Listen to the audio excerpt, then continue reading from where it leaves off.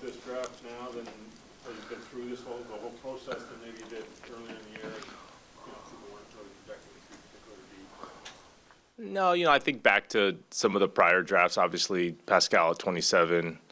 I think OG was 23, DeLon 20. So I think we all, even Malachi at 29. So I think we've always operated in this space. I think last year was probably the year that was a bit different, being, in the top 5. So I think we're kind of attuned to, there's going to be guys in this range. It's obviously our job to find them. But I think operating in here felt a bit more comfortable than obviously having the pick last year. Obviously a lot can and will change on Thursday night, but the way things have kind of shaken out so far, how confident are you that some of those guys that you may have been looking at and considering at 20 could be available to you at 33? Yeah, I think historically when we, follow the draft, it doesn't, obviously you don't need to have 33 players. It's incredibly unlikely that all 33 go, in your first 33 picks. So I think we felt like, between 20 and 25 guys, usually you'll have one of those guys there at 33. So that's kind of the task now is can we get to that group that we feel really comfortable with, and we're fairly confident we'll be there at 33. How many guys have you had in for workouts? I think we end up having 12, so 12 6-man workouts. What is that? 72? Math, I'm not able to. Yeah. Do you still have more later in the week? No, we're done. So usually we end them last Friday. If we've had some ones this week, historically, if a player's dropping or agent wants to send them, but we've always kept this week off just for our meetings and all of our deliberations. Did anyone get invited back for a second one? That's a good question. I don't think so. I think, listen, we try to plan these workouts. They come the night before. We have, we try to plan it so we get everything in. I think maybe if a player had a particularly poor workout or something, we'd bring them back, or if we felt like we didn't have enough information. But I don't think we had anybody back this year. When you're picking a little lower than you have been in the past. Does it? And you've always been best available, most talent. Does position play in a little more because you're further down?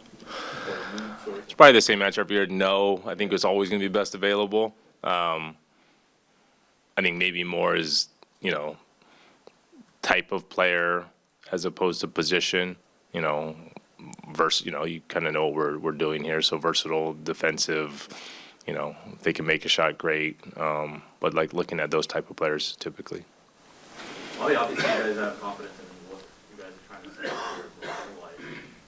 But does the playoffs give you any added belief with the way things shook out with, the Warriors?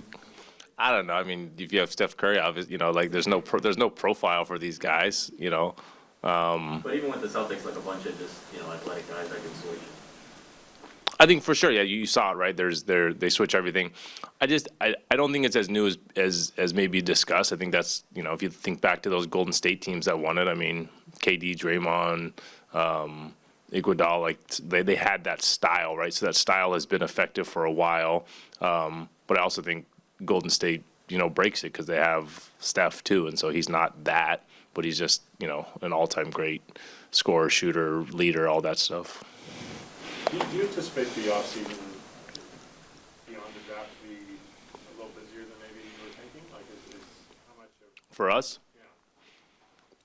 Well, you can look at it two ways, which is we have a couple free agents who have a mid-level. So maybe in that sense, it's just adding to the group. But yeah, obviously, if you want to start to have trade discussions, then it's different. But there's kind of two different, paths here that you can go. When you've been talking to these kids, have you taken vaccination status into play? Obviously, they had to get back to work out, but has it cost you a chance to look at somebody you wanted to look at maybe? Vaccination hasn't. I think we've had the typical, if you remember back to some of the Buffalo workouts. So you still have some of the issues with the student visas, but vaccination has not been an issue. I think, maybe if someone were to slide that we didn't have in, but for sure that'd be a top question.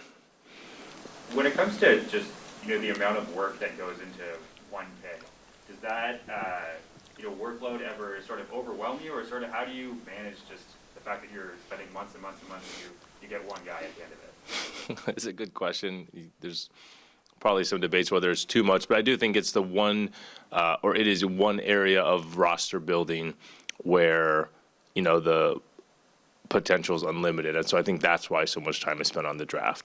I think typically in free agency, you're seeing a player, so you have some sense of who he is.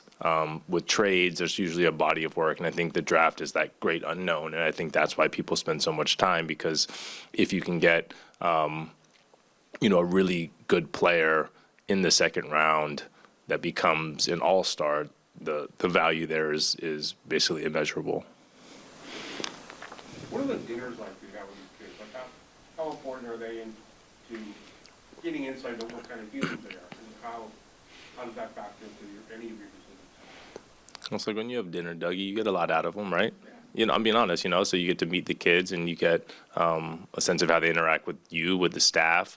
You have different people have dinner. It's not always the same people that go to dinner. So you want to get that full, exposure or full download of who these kids are. And so when they come in here, they meet our medical staff, not just in the context of, physical, but interacting with them. Obviously, we run them through a kind of series of tests mentally as well. So you kind of are looking for that full picture. But yeah, having dinner with somebody, I think socially is, definitely revealing. You also said 25 guys. You might want to get a group where, how much other due diligence is there, like their background checks, getting to know their college coaches, their AU coaches, their friends, their enemies? How much does that go into? Their enemies, yeah.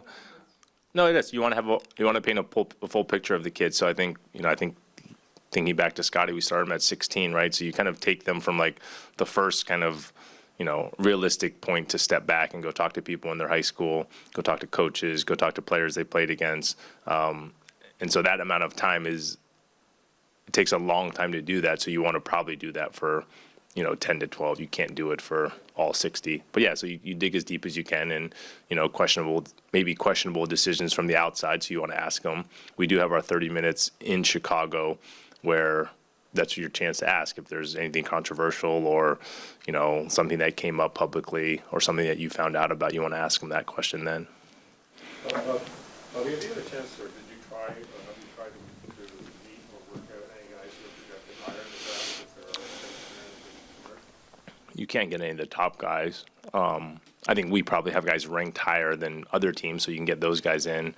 But, the joke is, I think Dan told me, he said, talk to the agents. They have 45 guys that say they're going in the top 33, so they won't work out for us. So something's got to give.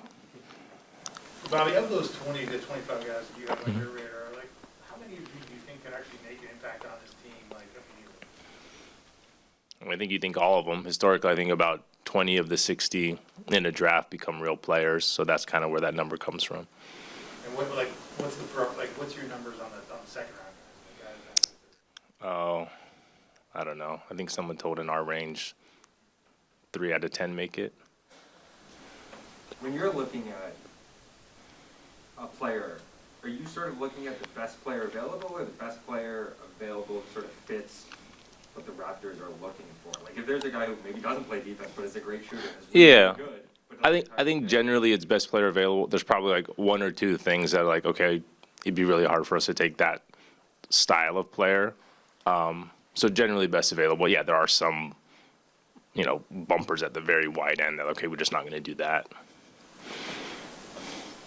I don't know if anyone's talked to you since there was a fair bit of rumors about Fuji and Obi and maybe including a trade to get higher in the draft. Is there anything to that? Anything to the vague notion that he's somehow dissatisfied with his role? Have you guys addressed that with him? Obviously, I have great communication with OG. I think he's even up here now, so I'm not. For one, we obviously don't. It doesn't make sense to comment on all the trade speculation, right? I think if we talked about every call we got or player that was discussed, we'd be here for hours. So I don't think it's all that noteworthy.